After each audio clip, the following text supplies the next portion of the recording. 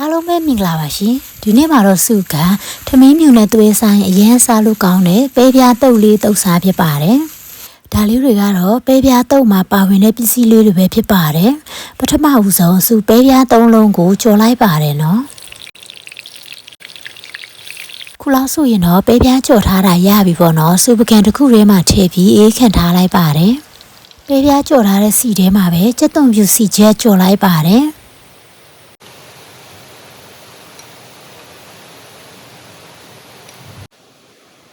ပြီးတဲ့အခါမှာတော့ပဲပြားတုပ်မှာထည့်မဲ့အစာတွေကိုလှီးလိုက်ပါတယ်ခရမ်းချင်နီးကိုတော့စုအလုံးအသေးလေးပေါ့နော်တစ်လုံးနဲ့တစ်ဝက်ကိုထည့်ပါတယ်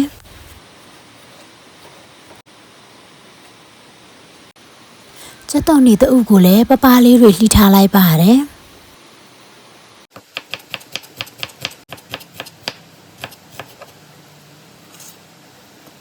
ရုပ်ဒီအစိမ်းတော့နှစ်တောက်ကိုလည်းလှီးထားလိုက်ပါတယ်အဆက်မကြရင်မထည့်လဲရပါတယ်နော်ပဲပြားတုပ်ရဲ့အနက်မှုေးအောင်ပေါ့နော်ဆူလျှောက်ရဲ့အနေငယ်ကိုလည်းပပလေးတွေလှီးပြီးထည့်ပါမယ်နည်းနည်းမင်းထည့်လဲရပါတယ်နော်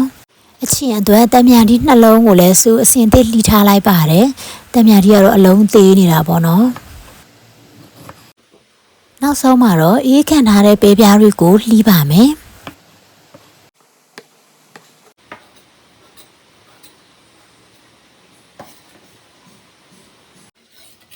ပါဝင်ပစ္စည်းတွေအားလုံးကိုလှီးပြီးပြီဆိုတော့စူပဲပြားတုပ်ပါတော့မယ်ထောင်းထားတဲ့မြေပဲလော်ထောင်းကိုထည့်ပါမယ်ပစွန်ကြောက်ထောင်းကိုလည်းထည့်လိုက်ပါတယ်ခုနကတော့ကြော်ထားတဲ့ကြက်သွန်ဖြူကြော်တွေကိုလည်းထည့်လိုက်ပါတယ်ပဲမုတ်အကျက်မုတ်ကိုလက်ဖက်စားစွန်းနဲ့သစွန်းနဲ့တဝက်ထည့်ပါတယ်အချိုမုတ်အနှဲငယ်ထည့်ပါမယ်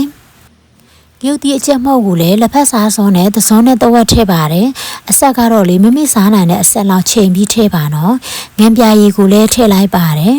တမြာဒီနှလုံးကိုလည်းညှစ်ထည့်လိုက်ပါတယ်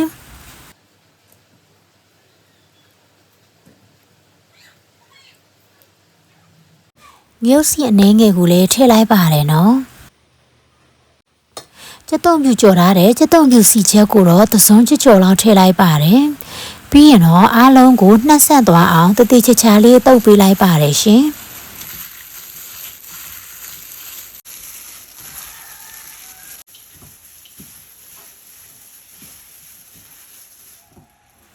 အရသာမြည်ကြည့်ကြပါအောင်ရှင်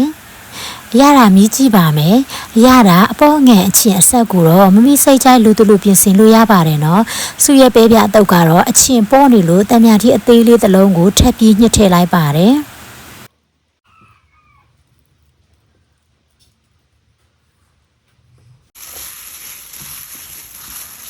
ကဲခုဆိုရင်တော့တောက်ရတာလဲလွယ်ကူပြီးထမင်းဖြူနေပဲသွဲဆက်စားသူ့တက်တက်ပဲဆက်စားအရန်ကိုစားလို့ကောင်းတယ်ပဲပြားတုပ်လေးကတော့ရပါပြီရှင်ဆုရဲ့ဗီဒီယိုလေးကိုအဆုံးထိကြည့်ရှုပေးတဲ့အတွက်ကျေးဇူးများကြီးတင်ပါတယ်ရှင်နောက်ဗီဒီယိုမှာပြန်တွေ့ကြမယ်နော်တတားပါ